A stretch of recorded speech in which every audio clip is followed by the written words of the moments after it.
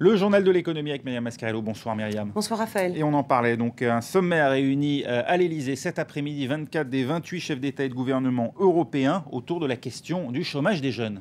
Voilà, la première conférence, elle avait eu lieu à Berlin, c'était en juillet dernier. Nous en sommes donc à la deuxième de conférence et le but évidemment c'est d'éviter de sacrifier une génération, la génération des 15-24 ans, qui dans les statistiques sont appelés les jeunes travailleurs ou jeunes chômeurs, cela dépend.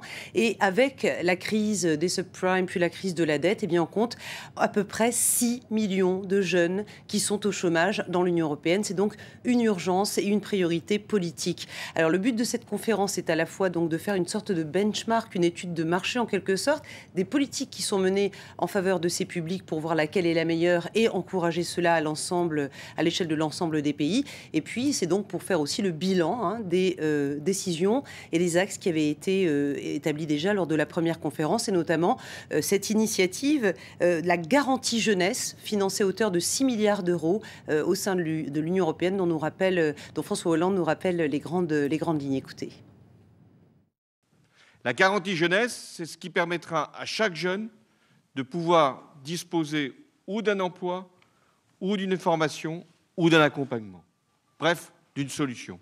Tous les pays qui auront adressé à la Commission européenne leur programme pour la mise en place de la garantie jeunesse, tous ces pays pourront, dès le 1er janvier, avoir la mise à disposition des financements correspondants.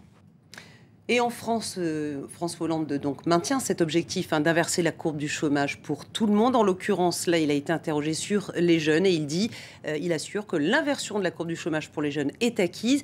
Et de fait, le chômage des jeunes recule maintenant depuis près de 4 mois en France, notamment grâce aux emplois aidés, les contrats d'avenir et les contrats de génération qui s'adressent donc en priorité aux jeunes de 15-24 ans. Et comme souvent, quand il est question d'emploi, c'est l'Allemagne qui fait figure d'exemple en Europe sur la question précise du chômage des jeunes. Absolument. D'après les données officielles, les chiffres parlent d'eux-mêmes. En Union européenne, parmi donc les chômeurs de l'Union européenne, vous comptez 23,5% de jeunes, quand l'Allemagne en compte 7,5%. Et par exemple, la France est à 25%, sans parler de la Grèce et de l'Espagne qui là sont au-delà des 56%. Alors la recette allemande, quelle est-elle? On la connaît, une des recettes en tout cas, c'est l'alternance, c'est l'apprentissage, cette formation qui va de l'école à l'entreprise et de l'entreprise à l'école. C'est d'ailleurs un des axes majeurs retenu par les Européens dans leur ensemble. En France, ça existe depuis bien longtemps, cet apprentissage, mais ça ne prend pas. Regardez ce reportage de nos confrères de France 3. Encore. Sur le bitume, Frédéric, formateur. Allez, vas-y, on va comme ça jusqu'au bout. Au volant, Guillaume, apprenti. À 21 ans, ce jeune homme a choisi de devenir chauffeur routier par le biais de l'alternance car il estime que la formation sur le terrain et la découverte d'une entreprise sont un vrai plus par rapport à une filière généraliste. On arrive à accroître beaucoup plus d'expérience, beaucoup plus de connaissances par cette formule. Mais ils sont de moins en moins nombreux à choisir, comme Guillaume, de s'orienter vers les filières de l'apprentissage. Pourtant, la formule arrange tout le monde.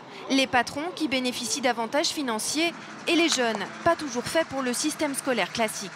Pour les jeunes qui ont eu des difficultés scolaires et qui veulent apprendre vraiment un métier, c'est très bien parce que ça leur permet vraiment d'apprendre un métier et après de pouvoir travailler tout de suite à partir de 18 ans. Dans les écoles, le manque de volontaires devient flagrant. Pour ce centre de formation, par exemple, 200 inscrits l'an dernier, 150 seulement cette année. Il nous manque encore quelques jeunes en CAP conduite routière, mais surtout en bac pro logistique. Donc on a 3 sections de bac pro logistique et notamment il nous manque des jeunes en seconde et en première. Un paradoxe, alors que ces filières du transport et de la manutention souffrent d'un manque de main-d'œuvre et ne demandent qu'à embaucher. En moyenne, 7 apprentis sur 10 trouvent un emploi dans les 6 mois après leur arrivée sur le marché du travail.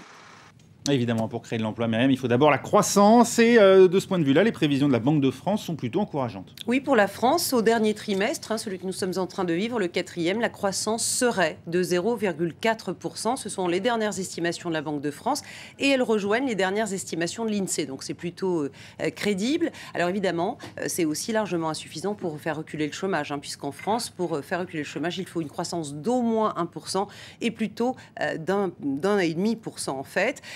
il y a quand même une bonne nouvelle dans tout ça, c'est que la France, on l'a déjà dit sur cette antenne, ne devrait pas connaître la récession en 2013, puisque la croissance à l'échelle de l'année sera de 0,2% d'après les mêmes instituts de prévision. Et elle y tient en tout cas ses empoints. La maire de Lille, Martine Aubry, qui a rencontré aujourd'hui François-Henri Pinault.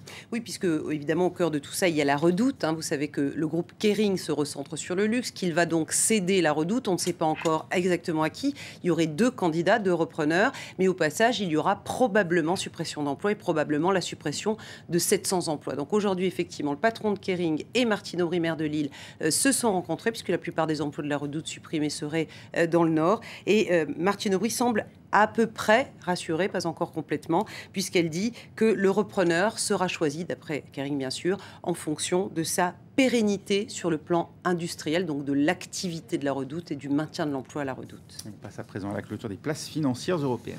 Pas vraiment d'événements marquants aujourd'hui sur les places financières, c'est vraiment plutôt prise de bénéfices et une tendance dans le rouge des 2 côtés de l'Atlantique. Paris a reculé de 0,61%, moins 0,34% à Francfort. Londres est resté stable à moins 0,02%. Et pour le moment, Wall Street est également dans le rouge. Le Dow Jones recule de 0,39%, Nasdaq moins 0,30%, S&P 500 moins 0,45%.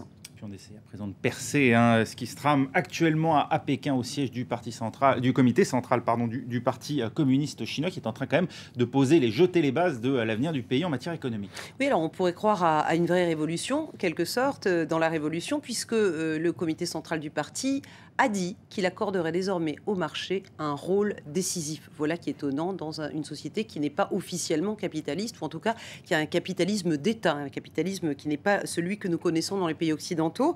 Alors, ce sont les orientations donc, qui étaient attendues de ce 3e plénum du Parti communiste chinois. Ça veut dire quand même quelque chose. Ça veut dire que probablement un certain nombre de secteurs qui sont encore monopolistiques d'État, comme les télécoms, les chemins de fer ou la banque, eh bien, perdront ce monopole dans les mois et les années à venir.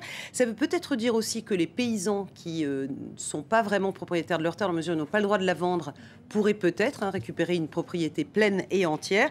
Mais attention, on n'est pas dans le Big Bang non plus. Le secteur d'État va continuer à jouer un rôle moteur et ça, pour le coup, on l'a bien rappelé aussi dans ce plénum. Voilà, et pour être complet, sachez enfin que la compagnie italienne Alitalia, elle envisage de faire appel à un partenaire du sud-est asiatique si Air France KLM ne participait pas à son augmentation de capital. Déclaration faite par le ministre italien des Transports. Merci Myriam, c'était le journal de l'économie.